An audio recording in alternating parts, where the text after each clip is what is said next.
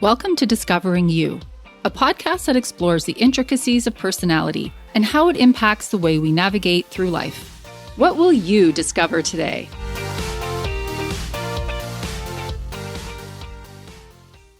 Hi, listeners. Hi, Heather. Hi there. How are you feeling? I am feeling motivated, which is yellow, high energy, pleasant, and it means enthusiastic about doing something. How are you feeling?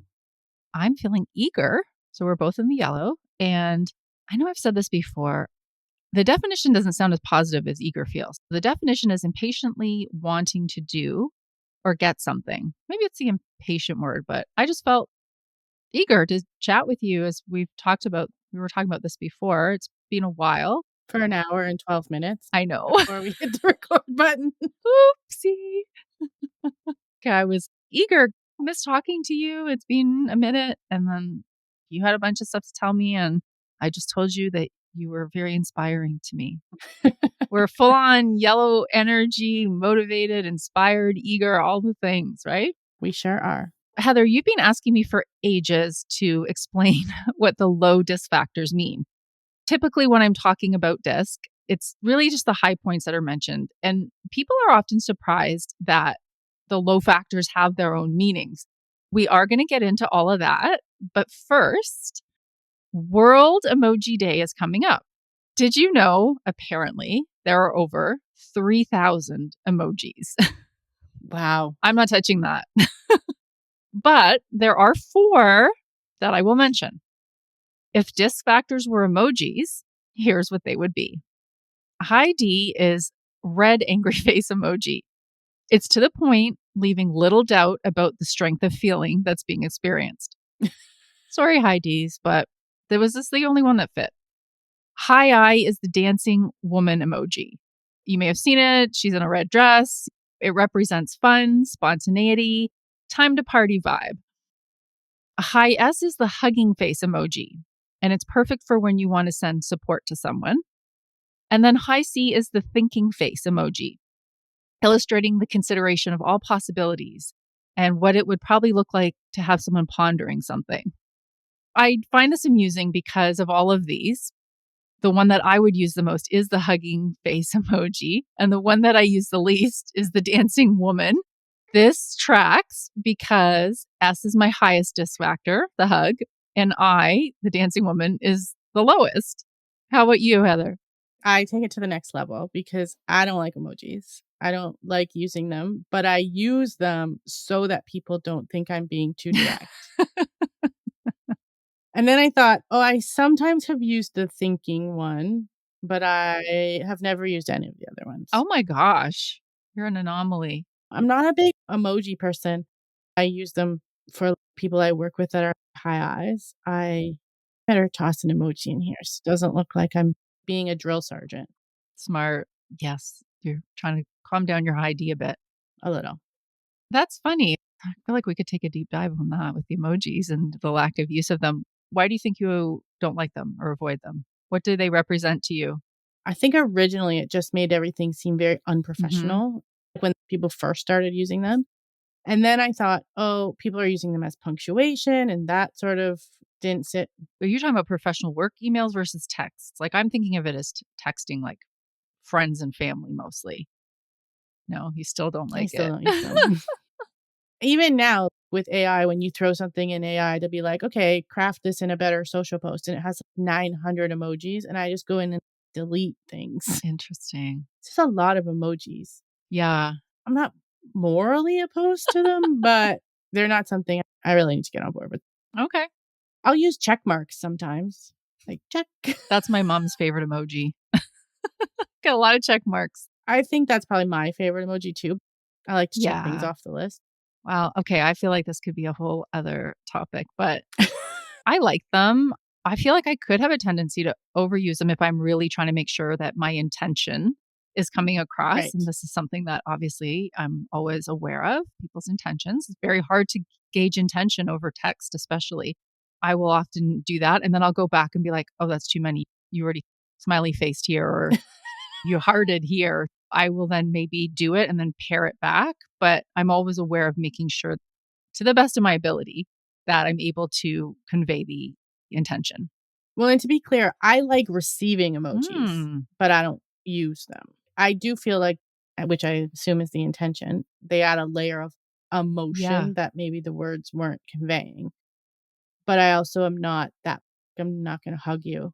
I know. Me not using emojis is very On brand for you. Yeah.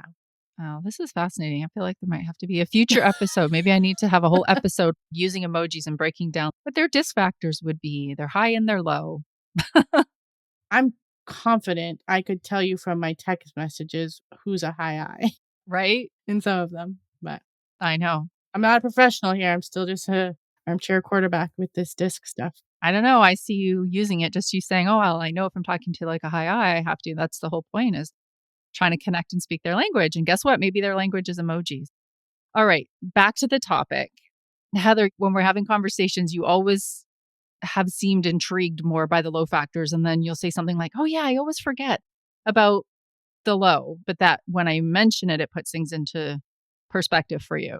When I've had team members do their disc with you, I just consider the high factors and then how that equates to working on a team with me. And then I forget about the low factors. I'm high in 2, but I'm also very low in 2. I do think it's fascinating. I'm glad you bring it up, because sometimes when you're so in it, like me, that you don't think about it as much. But you're right. Most people are just looking at the high factors. That's really what's talked about. When you get a disc report, you look and people looking at the graphs. And then in your case, they'll see high D, high C. Okay. And that is sort of tends to be the focus. But what's under the line, which is the low factors, is also equally important. And I want to clarify something. And I always do this when I'm doing a workshop or a presentation. So let me say it here. High doesn't mean good. When you say your factors are above the line, they're high, that does not mean, oh, you're good in that factor. And low does not mean bad. They're just a different set of behaviors, and you're going to learn more about them today. I did touch on this briefly in episode 2, so it's been a while. And now that I've explored so many different topics, I think it would be fun and illuminating to compare it to some of the topics and measurement tools that we've used on here. I'm going to tell you about the characteristics of the low factors, and then I'm going to parallel them to the 4 tendencies, which is the work of Gretchen Rubin, and we talked about that on episode 22, and the Enneagram, which we discussed in episodes 2 and 3, and we mention it quite often on here. Let's do this. For D, dominance, you probably remember that high Ds are assertive, direct, driven, focused on results. And let's just say they're not exactly patient. Now, low Ds are patient. They're gentle, they're accommodating, they're consultative, and collaborative. Here's an example of a statement that would be made by a high D versus a low D, and hopefully this will highlight the difference. High D might say, I had an idea about XYZ, and this is what we should do. And low D would say, I was contemplating XYZ, and I think this strategy might work. What do you think? So essentially the same thing is being said. Both high D and low D have an idea. They think it's going to work, and they're expressing it. You can see how differently it lands, though, right? Low Ds are just as capable as high Ds in terms of accomplishing goals, but they take a softer, gentler approach. Like the saying, you win more hearts with warmth than with wrath. So their route to achievement will probably be slower and more circuitous than a high D, but they can get there all the same. And I did want to mention this because there tends to be a misnomer that you have to have a high D to be driven and to achieve goals. I can't tell you how many times that I've done consultations with someone who has a low D, and they're asking me what can they do to improve it or raise it. And this is not the point. A perfect profile does not exist. We don't improve our profiles. We lean into them. We learn about them. We recognize our challenges, and we leverage our strengths. Public service announcement complete. Now, as I mentioned, I'm going to compare the DISC low factors to the 4 tendencies, which are the upholder, the questioner, the obliger, and the rebel. Low D reminds me of the obliger. They put a high value on meeting commitments to others. You can see where the accommodating nature of low D would come in here. And for obligers and those low in D, they may have trouble saying no or setting boundaries. Heather, do you remember how you scored on the 4 tendencies? I didn't remember, so I retook the test. And Okay. I am an obliger, but I don't have a low D. Mm-hmm. But my question here is that a high C thing too? Yes, definitely. For me, the low D obliger matchup works because I have a midline D, which means it's mostly low, but I can dial it up easily in certain scenarios. And for me, the obliger was my second tendency, so it wasn't leading anyway. If I'm going to compare it to the Enneagram, I think what best aligns is number 9, which is the peacemaker. So they're calm, receptive, reassuring, patient. We chatted about this. I can't seem to find my full Enneagram results. I know what the main ones were. I don't remember actually where 9 fell into the score, but I don't think it could have been in the top 3 because I would have known that. But I do remember that when people were guessing, I was really fascinated by this. They guessed 9 for me, but I think that's because of my job as a facilitator. So of course they would see that as peacemaker. But Heather, I think 6 was your highest, right? So I also couldn't find my Enneagram results. And so I took that test Oh again my gosh. in preparation for this. So these are fresh scores. Is a 6 followed by 1, and 9 is my lowest. Oh, your lowest out of all of them? Yeah. So 9 and 2 are the lowest Okay. for me. Interesting. Okay. For me, that's funny because 1 is my highest. And I also have one of my second or wings, what they call them, 6. So you and I have the similar ones, but they're kind of flipped. All right. So let's move on to the influence factor, I. The descriptors for high I are charming, persuasive, open, spontaneous, very people focused. Now, here's another example where people can misunderstand the meaning of low I. And they worry that if they have it, it means that they're not friendly or they don't like people. And please let me clarify, that is not what this means. Low I's are more analytical and logical. And because of that, they won't lead with their emotions. It doesn't mean they're not experiencing them. The main difference between high I and low I comes down to decision making. Low I's don't make impulsive choices. They concentrate on facts and processes, and they make calculated decisions. They won't take things at face value or assume the best the way that high I's do. In the 4 tendencies framework, low I's are similar to the upholder because they're both self-directed, they're disciplined, they focus on routine, and may have trouble delegating because they worry that others aren't dependable or won't get it right. Sorry, I can't keep the laughter out of my voice. You'll guess why. This works very well for my disc profile. I have a low I, and the upholder is my leading tendency. Check, check. And yeah, I do have that worry that things won't get done right or the way I want them to. What about you, Heather? I also have a very low I, and I also think it means I'm unfriendly. But it doesn't. Okay, and then for the Enneagram comparison, I think it's number 6, which has 2 names. It's the loyalist and or the skeptic. They prioritize safety and security, and they're on the lookout for any threats to it. This is really where the skepticism comes in. They can be suspicious while surveying for possible risks. 6, as I said to you, Heather, was leading Enneagram. I think it was my second or third. This part would be a match for both of our low I's. Next up is the steadiness factor. High S's are known to be just that, steady, patient, amiable, good listeners. They don't like to start anything they can't finish. Heather, this is a callback to what you and I were talking about before recording. That's why I have a trouble sometimes starting stuff. They need to process and reflect, and they dislike being rushed. Whereas low S's are most likely the ones who are rushing the high S's. Enter Heather. Yes. They have more of a restless energy and are very comfortable moving at a quick pace. They like to multitask, even though I have to say the recent research has shown that it cannot be done effectively. However, the point is low S's feel at ease doing it. That's what it comes down to, whereas high S's feel panicky.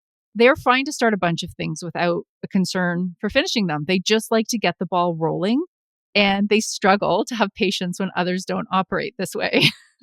Heather, this comes up a lot here. This is our most opposite factor, right? The S. Absolutely. Did I ever do this on here where I tried to tap out the pace? I don't know if we did this or not. I feel like we have, but I've done a workshop with you too, so maybe we did it there. Let me tell you, listeners, what I'm talking about.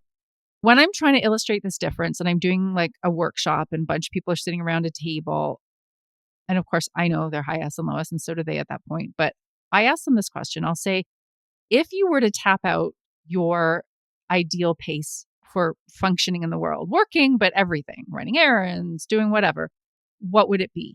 And it's this really fascinating illustration because generally speaking, you're drumming it on the table. So low S's are basically, and then high S's are more of a steady tick tock, that kind of a thing. Heather, I don't know if the audio will pick it up. Maybe we'll clap our hands near the microphone. If I can clap fast enough. Oh, this is hysterical. Let me clarify for listeners, if you're trying this, you want to have some fun with this too. It's not what you have to do. We all have deadlines. We all sometimes have to behave differently to get stuff done. But this is your natural pace. This could even be the weekend. This is just you going about your day, how you like to function. I'm going to count us down. When I count us down, Heather, we're going to clap at our comfortable pace. 3, 2, 1, go.